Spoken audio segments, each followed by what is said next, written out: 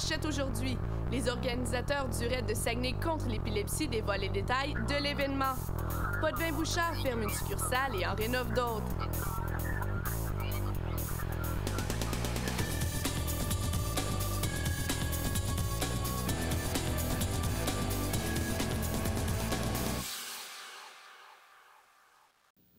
Mesdames et messieurs, bonsoir. Bienvenue à votre web journal du 12 février 2013. La bachelière en enseignement de l'éducation physique et à la santé et détentrice d'une maîtrise en gestion des organisations à l'UQAC, Manon Bordelot a fait part des derniers développements du raid de Saguenay contre l'épilepsie qui aura lieu le 18 mai prochain. Étienne Dubois, quelles activités seront présentées dans le cadre de cet événement? C'est ici même au parc de la rivière du Moulin que se tiendra le premier raid de Saguenay contre l'épilepsie, où se dérouleront les épreuves de kayak, de cross-country, de crossfit, de patin à lignée et de vélo de montagne. L'initiative d'organiser un événement de la sorte provient de l'idée de Manon Bordelot, elle-même atteinte d'épilepsie, dans le but de promouvoir l'activité physique et sensibiliser les gens à cette cause. Moi, ça me touche personnellement, vu que je suis épileptique. Moi, c'est deux causes que je visais. C'est vraiment la pratique de l'activité physique, puis l'arrêt de l'épilepsie. Donc, c'est vraiment faire bouger le monde tout en sensibilisant pour une cause. Le raid de Saguenay contre l'épilepsie pourra également compter sur une équipe élite, alors que 5 athlètes de la région, dont le boxeur professionnel Francis Ntetou, donneront un défi d'envergure aux participants. C'est une cause qui me tient particulièrement. J'ai fait partie aussi de donner des dons à Centraide Saguenay auparavant. Donc pour moi, je suis en pleine santé. Ça va super bien pour moi. Fait que pourquoi pas donner mon énergie, essayer d'aider les autres à être sur pied aussi. Donc à faire la recherche, puis avoir des fonds pour guérir, pour mettre ces personnes-là sur pied. Étant donné que l'épilepsie est un trouble neurologique touchant plus de 70 000 personnes au Québec, les fonds amassés lors de l'événement iront au Centre de recherche neurologique de Montréal. Cet argent-là va les aider à rechercher sur soit des médicaments, soit ça peut aussi aider à mieux traiter les patients aussi dans les hôpitaux, avoir un meilleur suivi, puis beaucoup d'aide aussi pour les parents. C'est dur pour les parents, souvent ils ne savent pas comment, excusez le terme, gager avec ça. Donc je pense que ça peut apporter un meilleur support aussi aux familles. La première édition du raid de Saguenay contre l'épilepsie se tiendra le 18 mai prochain au parc de la rivière du Moulin à Chicoutimi et l'organisation espère atteindre un total de 150 participants. Étienne Dubois, ATM Nouvelles, Saguenay. Une agente des services correctionnels de la prison de Chicoutimi, Audrey Corneau, est accusée de trafic de drogue et de recel d'argent. La Sûreté du Québec affirme que l'arrestation s'est faite après une enquête qui a duré 1 an. La femme devra se représenter demain devant le juge au palais de justice de Chicoutimi. Produits forestiers résolu a connu une perte nette de 2 millions de dollars en 2012, et ce, malgré un chiffre de vente de 4,5 milliards de dollars. C'est le 4e trimestre de l'année qui a le plus affecté la compagnie avec des pertes de 36 millions de dollars. Les dirigeants de l'entreprise ont mentionné par communiqué de presse que ce serait le redémarrage de l'usine d'Olbeau et la mise en service de l'usine de pâtes Kraft de Saint-Félicien pendant 5 semaines qui leur a coûté le plus cher en 2012. Les administrateurs des magasins Potvin-Bouchard voient grand malgré la fermeture de la succursale du centre-ville de Jonquière sur la rue Saint-Jean le 31 mars prochain. Geneviève Tremblay-Plourde, qu'est-ce qui motive la fermeture de la première succursale qui a ouvert il y a de cela plus de 81 ans? Eh bien, il faut savoir qu'il y a 10 ans, une deuxième succursale a été ouverte à Jonquière sur le boulevard René-Lévesque. Et c'est donc puisque 2 succursales étaient très près l'une de l'autre que la clientèle s'est tranquillement mise à migrer de la succursale de la rue Saint-Jean vers la succursale sur le boulevard René-Lévesque. Et le directeur général des Potvin-Bouchard en région, M. Michel Leclerc, exprime très bien ce phénomène. On a eu une migration de notre clientèle du magasin Centre-Ville vers le magasin de René-Lévesque. On a beaucoup moins de clientèle qui vient au magasin. En plus, la transaction moyenne a diminué aussi au cours des dernières années. Et qu'adviendra-t-il des employés? Eh bien, tout d'abord, l'annonce de la fermeture a été faite aux employés seulement la semaine dernière. Et donc, ils ont été rencontrés de façon individuelle et on leur a donné le choix, finalement, de l'entreprise, de la succursale, plutôt, dans laquelle ils vont vouloir travailler à la suite de la fermeture. Et donc, il faut préciser que aucune perte d'emploi aura lieu et malgré tout, certains employés sont très tristes car certains travaillaient dans la succursale du centre-ville de Jonquière depuis 25 à 30 ans et certains de ces employés voyaient même venir cette fermeture depuis déjà quelques années. Et M. Leclerc, encore une fois, l'a très bien expliqué. C'est un petit peu de nostalgie, là, parce qu'il y a des employés qui sont ici depuis 25-30 ans. Donc, il y en a qui sont très tristes de cette situation. Mais ils comprennent très bien, mais ils voyaient la baisse d'achalandage année après année. Donc, c'était écrit dans le ciel que ça allait arriver un jour. Malheureusement, c'est arrivé. Et qu'adviendra-t-il de l'édifice qu'occupe la succursale en ce moment? Eh bien, cela se fera par étapes. Le 31 mars prochain, l'édifice sera fermé à la clientèle. Par la suite, il faut savoir que les bureaux administratifs demeureront et c'est seulement à l'automne qu'ils seront déménagés dans la succursale sur le boulevard René-Lévesque. Et puis, par la suite, ce qui arrivera, c'est que l'édifice, de même que les terrains avoisinants, seront mis en vente pour les acheteurs intéressés. Et rapidement, quels projets à court terme attendent Potvin-Bouchard de la région? Il y aura des rénovations à la succursale d'Alma, de la Baie et de Chicoutimi. Geneviève Tremblay-Plourde, merci beaucoup. Ça me fait plaisir. À la toute veille de la période de production des rapports d'impôts et à 15 jours de la date limite pour faire l'acquisition de REER, certains tentent toujours de démêler les diverses options qui s'offrent à eux. Mon collègue Antoine Desrosiers s'est entretenu plus tôt aujourd'hui avec l'enseignant en technique de l'administration du Cégep de Jonquière, Julien Simard, pour éclairer et vulgariser cet univers. Tout d'abord, M. Simard, merci beaucoup d'être avec nous. Ça fait plaisir. J'aimerais savoir quelle est la différence entre les REER et les CELI. Bon, un REER, ça le dit dans son abréviation, c'est un régime enregistré d'épargne retraite. Le programme a été conçu initialement dans le but de permettre à des gens d'accumuler de l'épargne en vue de prendre leur retraite ultérieurement puis de disposer de revenus quand même assez intéressants. Le principal avantage du REER, dans le fond, ou l'incitatif, c'est que ça permet une économie d'impôt pouvant aller jusqu'à 49 dépendamment du revenu imposable de la personne. Donc, les gens qui prennent un REER, ils mettent des montants d'épargne et puis ces montants d'épargne-là fructifient, grossissent, mais ne sont pas imposables, seulement quand la personne va le retirer à sa retraite. Et au niveau du CELI, quels sont les avantages d'un CELI? Ça le dit, compte d'épargne libre d'impôt. Okay. Ça a été créé quand même assez récemment, en 2009, par le gouvernement Harper.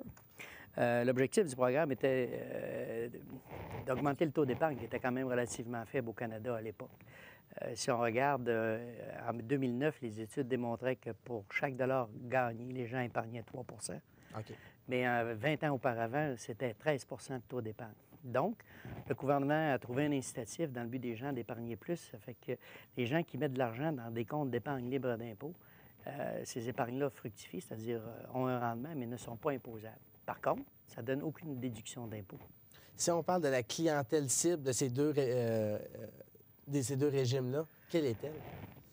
Ça vise essentiellement les mêmes catégories de personnes, sauf que c'est beaucoup plus intéressant pour quelqu'un qui travaille, qui a des bons revenus, de prendre un REER parce que ça lui permet d'économiser beaucoup d'impôts au moment où il le prend. Par contre, quelqu'un comme un étudiant qui n'a pas beaucoup de revenus, prendre un régime enregistré d'épargne retraite, étant donné qu'il ne paye presque pas ou pas d'impôts, ça ne lui permet pas de retirer plus. Fait qu'il est mieux à ce moment-là de mettre ça dans un CELI, OK, qui, dans le fond, ne donne aucune déduction, mais qui n'est pas imposable si tu le retires. Donc, c'est beaucoup plus liquide aussi. Et qu'est-ce que vous conseillez, par exemple, à votre fille qui a avancé, qui a 21 ans? Qu'est-ce que vous lui conseillez à elle qui voudrait prendre soit un REER ou un CELI? Bien, effectivement, elle m'a posé la question l'année dernière, puis je lui ai dit, bien, écoute, elle gagne à peu près 10 000 par année parce qu'elle est vendeuse à temps partiel dans une boutique. Okay. Et puis, j'ai dit, même si tu prendrais un REER, tu ne récupéreras pas plus d'impôts. L'inconvénient, c'est que si tu le places là, tu n'as pas de retour d'impôt, mais quand tu vas le retirer plus tard, si tu en as besoin, tu vas être imposable. Et là, étant donné que tu vas avoir déjà un revenu plus élevé, c'est vraiment pas intéressant pour toi de le faire. Ce qui est beaucoup mieux, c'est de le mettre dans un CELI pour l'instant, puis tu pourras le retirer n'importe quand, il ne sera pas imposable. C'est justement ça, c'est après quelques années, prendre ce CELI-là et le transformer en REER, finalement. Effectivement, parce que là, quand elle va commencer à travailler, si elle gagne, parce que là, elle va être finissante universitaire, si elle gagne 50 000 par année, par exemple, puis elle a 12 000 d'accumulé dans son CELI, elle le retire, elle le prend en REER, elle va peut-être récupérer 40 d'impôt dessus. Habituellement, on dit tout le temps qu'il faut toujours régler les dettes en premier avant peut-être de faire un CELI ou un REER. Est-ce que c'est bien le cas? C'est effectivement le cas parce que c'est toujours une question de rendement. À l'heure actuelle, les taux d'intérêt sont très, très bas. OK. Ceux-là qui placent de l'argent, généralement, c'est du 1 ou 2 Par contre, si tu empruntes, que ce soit pour un auto ou une maison ou pour des meubles, tu vas payer peut-être du 7, 8, 9 Fait que si tu as à choisir entre économiser 8 ou placer à du 2 si tu as un surplus de liquidité, tu es mieux de payer tes dettes. Est-ce qu'il y a un montant, justement, à placer pour les jeunes, un montant minimal, peut-être? Non, pas du tout. Tu peux constituer un CELI très jeune, puis tu peux le constituer à raison d'un dépôt hebdomadaire de 15, 20, 30 $, aucun problème. Tu t'entends avec l'institution financière qui, eux, vont le placer puis ils vont te donner un rendement. Tu peux le retirer n'importe quand aussi. Et quelle portion de la population a justement un régime d'épargne comme celui-là? Oh, c'est quand même relativement faible parce que pas beaucoup de gens sont informés de ce genre de mesures fiscales-là. Et si on regarde, moi, en tout cas, selon les dernières statistiques que je possède, c'est à peu près pas plus que 5 des gens ont un CELI. OK. Et est-ce que vous considérez qu'il y a un manque de connaissances au niveau de la population, justement? Oui, effectivement, parce que c'est des abris fiscaux quand même qui sont très intéressants, mais qui sont quand même très peu utilisés. D'ailleurs, l'année dernière, quand je parlais des avantages de prendre des REER, c'est que l'année dernière, le gouvernement fédéral a fait une étude qui a démontré que si tout le monde, demain matin, pouvait prendre des REER, comme leur réserve leur permet, le gouvernement fédéral serait obligé de débourser l'équivalent de 65 milliards de dollars en économie d'impôts que les gens réaliseraient. Et par exemple, les ressources qui sont disponibles, moi, exemple, je suis un jeune, tout ça, j'ai besoin de ressources pour pouvoir prendre soit un CELI ou dire qu'est-ce que je fais. Quelles sont ces ressources-là qui sont disponibles, par exemple, pour n'importe quelle personne ou pour les jeunes même? Vous pensez en termes de professionnels qui pourraient vous guider? Oui, exactement, oui.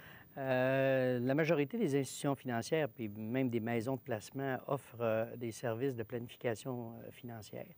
Ce sont des conseillers qui sont rémunérés par eux, qui peuvent très bien vous conseiller parce qu'ils ont quand même une très bonne formation. Okay. Et puis, les appeler, peut-être les rencontrer. Ils vont analyser votre situation financière, puis peut-être qu'ils vont vous faire des recommandations qui pourraient être très intéressantes, mais c'est disponible presque partout maintenant. Et en terminant, M. Simard, j'aimerais que vous nous rappeliez un peu qu'est-ce que l'entreprise Tango, justement, peut faire pour les jeunes aussi qui aimeraient soit réaliser leur rapport d'impôt, peu importe au niveau de leurs finances. Oui. Bon, Tango Entreprise École qu'on a créé depuis maintenant 6 ans, c'est qu'on offre un service de faire les rapports d'impôt de la communauté collégiale, entre autres les étudiants, les professeurs, les employés de soutien, les cadres. Et puis, les étudiants de 3e année finissant, dans le fond, qui ont suivi 2 cours de fiscalité, qui ont appris le fonctionnement d'un logiciel que je supervise et à qui j'enseigne, font les rapports d'impôt. Et puis, ces rapports d'impôt-là sont vérifiés et complétés par moi avant d'être acheminés au gouvernement. Bien, merci beaucoup, M. Simard. C'est tout le temps que nous avions. Alors, merci beaucoup pour ces détails qui sont très éclairés. Je pense que les gens vont être en mesure de constater que c'est pas toujours facile, le monde des finances, mais ils vont pouvoir être plus éclairés avec vos conseils. Merci beaucoup. Merci beaucoup. Au plaisir. Environ 200 personnes ont participé aujourd'hui à une manifestation contre la réforme de l'assurance-emploi devant les bureaux de Service Canada à Dolbeau-Mistassini. Du côté des Saguenay, la manifestation ressemblait plutôt à un bureau d'information sur les changements que subira l'assurance-emploi. C'est samedi qu'aura lieu la prochaine manifestation, et ce, à Saguenay.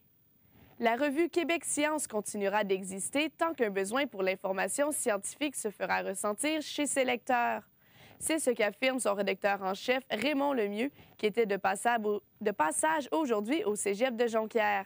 Il affirme que la revue a toujours suivi l'évolution de la science au Québec en la simplifiant au grand public et qu'elle continuera ainsi pour les prochaines années.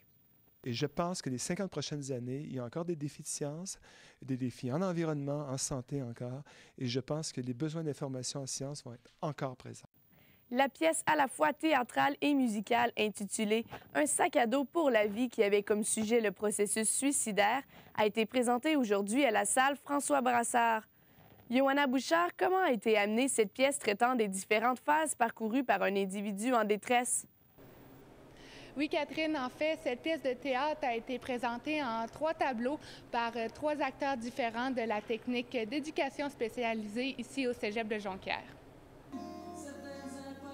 Le comité local en prévention du suicide a présenté cette pièce grâce à la réalisation d'une enseignante en éducation spécialisée du Cégep, Julie Sauvageau.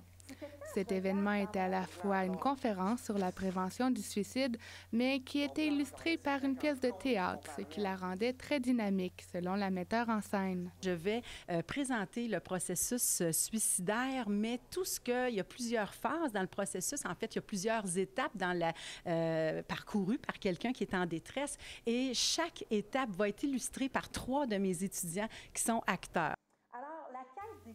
La Semaine nationale de prévention du suicide était un tremplin pour lancer l'événement d'aujourd'hui parce que cela a permis de sensibiliser les gens avant d'assister à la pièce. C'est en fait la cause et des événements personnels qui ont motivé les étudiants de se lancer dans un tel projet. Ça marche pas à soi. Donc, on est tous quelqu'un qui a passé par cette passe-là. Souvent, c'est dans la famille et les amis. Pour ma part, moi, c'est chez nous que c'est arrivé. Fait que c'est pour ça qu'au début, ça a tout de suite cliqué. J'ai fait oui, je vais y aller pour en mémoire de cette personne-là, puis pour pas justement que d'autres personnes vivent ça, puis perdent un proche ou perdent des amis. Donc, cette pièce de théâtre conclut bien la semaine de prévention du suicide qui s'est terminée le 9 février dernier. Johanna Bouchard, ATM Nouvelles, Saguenay. Et Pierre-Antoine Gosselin, que s'est-il passé aujourd'hui en sport? Eh bien, Catherine, d'abord, les élites de Jonquière se préparent en vue des séries éliminatoires du hockey Midget 3 qui débuteront dès demain. Ils affronteront les Commandeurs à Lévis pour les 2 premières parties de la série 3 de 5. Et Charles-Philippe Leclerc, ça faisait longtemps que les élites n'avaient pas eu une aussi bonne saison. Oui, Pierre-Antoine, effectivement, ça faisait longtemps puisqu'il faut remonter jusqu'à l'édition 97-98 pour rencontrer une meilleure saison du côté des élites. Ils avaient récolté à l'époque 24 victoires. Cette année, ils en ont récolté 20. Mais ce qui est vraiment intéressant de cette saison, c'est que la fin de la saison a vraiment été là. Ils ont vraiment remonté, en fait. Ils ont récolté beaucoup plus de 10 victoires dans leurs 12 dernières parties. Et puis, ils ont passé du dernier rang qu'ils occupaient pendant la pause des fêtes jusqu'au 9e rang et une place en série. Bien, justement, le début de la saison a été difficile. Et qu'est-ce qui a causé ce revirement de situation? Eh bien, le vent a vraiment tourné au mois de novembre avec le Challenge Reebok. L'équipe a offert des bonnes performances au tournoi et puis ça a vraiment redonné confiance aux entraîneurs et aux joueurs. Et on écoute justement l'entraîneur-chef Danny Fortin sur le sujet. Le challenge Reebok du mois de novembre qui nous a fait du bien, ça a été un moment tournant dans notre saison. On avait déjà, avant ce challenge-là, apporté des modifications un petit peu là, à certaines choses dans la chambre, aussi à notre façon, à nos structures, à la façon de jouer. Fait que petit à petit, on a amené des nouvelles choses, puis tout ça, ça s'est mis en place à partir du challenge. Donc, la première saison de l'entraîneur Danny Fortin a été au-delà de ses espérances. Oui, vraiment une excellente première saison avec les élites pour l'entraîneur-chef Danny Fortin. Il en a surpris plus d'un avec cette saison, puisque, on le sait, durant les dernières années, les élites l'ont pas toujours eu facile en finissant dans les 2 derniers rangs de leur division à plusieurs reprises. Ce qui a été intéressant, c'est justement la fin de la saison. Là, on a vraiment vu le changement. On a vu une amélioration de l'équipe. Et puis... ce qui a été intéressant, c'est les 10 victoires aux 12 derniers matchs. Et puis, s'ils peuvent continuer ces performances-là en séries éliminatoires, eh bien, ça pourrait être très intéressant pour l'équipe, pour les séries. On écoute d'ailleurs encore Danny Fortin, qui est très satisfait de sa saison. Ce qui est arrivé, ça a pris un petit peu plus de temps qu'on pensait, fait que ça a été difficile au départ. Mais quand tout le monde a trouvé son rôle, tout le monde a trouvé sa place, on s'est mis en marche, puis on a commencé à aligner les performances, puis à aligner les victoires aussi. Fait que, je suis très satisfait de ma première saison. Je suis satisfait de mon équipe, je suis satisfait de mon staff. Puis je pense qu'on ne pouvait pas demander mieux pour une première année. Et en terminant, de quoi devront se méfier les élites face aux Commandeurs de Lévis? Eh bien, la grande puissance des Commandeurs, c'est vraiment leur attaque. Ils ont de puissants attaquants avec de bonnes mains. C'est pourquoi Danny Fortin m'a confié qu'il devait vraiment éviter le banc des pénalités, puisque l'avantage numérique des Commandeurs pourrait faire très mal. Et selon l'entraîneur-chef des élites, l'avantage est à son équipe lorsqu'il joue à 5 contre 5. Merci beaucoup, Charles-Philippe. Ça fait plaisir. Maintenant, le centre de ski d'Omiski de Dolbeau-Mistassini a retrouvé la santé financière à la suite d'une année 2011 difficile. La municipalité a accepté la proposition du conseil d'administration du centre de payer sa dette de 43 000 sur une période de 7 ans, le tout à la suite d'une saison 2012 favorable. Au cours des 10 dernières années, c'est 100 000 qu'a investi la ville au centre d'Omiski. Le Comité international olympique a retiré aujourd'hui la lutte des sports officiels du programme des Jeux d'été de 2020. La Fédération internationale de lutte devra donc poser sa candidature à nouveau si elle espère faire partie de la compétition pour les années futures. Par contre, 7 autres sports non officiels sont en lice afin de participer aux Jeux olympiques, dont le squash, l'escalade et le karaté. On saura en septembre qui de Madrid, Istanbul ou Tokyo accueillera le monde entier en 2020. Dans la Ligue junior majeure, les Saguenayens sont déjà à Bécomo en préparation de leur match de demain soir face aux Dracars. Et on termine dans la Ligue nationale de hockey. Les Canadiens de Montréal joueront le premier match de leur voyage en Floride ce soir, alors qu'ils affronteront le Lightning de Tampa Bay. L'entraîneur-chef Michel Therrien a démantelé son premier trio, si bien que l'on verra Max Pacioretty sur la même unité que les recrues Alex Galchenyuk et Brandon Gallagher. La troupe de Guy Boucher vient de subir 4 défaites consécutives alors que Montréal tentera de rebondir à la suite de leurs 3 derniers revers. Voilà ce qui conclut la tournée des sports. Merci Pierre-Antoine. Je vous en prie. Et Julien Renaud, toujours un temps un peu plus doux et de la neige en région? Catherine, à la météo, ce soir à Saguenay, ce sera nuageux avec une probabilité de chute de neige de 30 %, une température ressentie de 9 degrés Celsius. Du côté du lac, même condition, mais la température sera à moins 11 degrés Celsius. Pour ce qui est de la nuit à Saguenay, il devrait y avoir de la neige dans le ciel saguenayen, tandis que les Janois ne devraient pas recevoir de neige. Pour les températures, moins 16 des deux côtés, autant à Saguenay qu'au lac. Pour ce qui est de la journée de demain, ce sera nuageux avec quelques flocons et moins 15 degrés à Saguenay, moins 17 du côté du lac.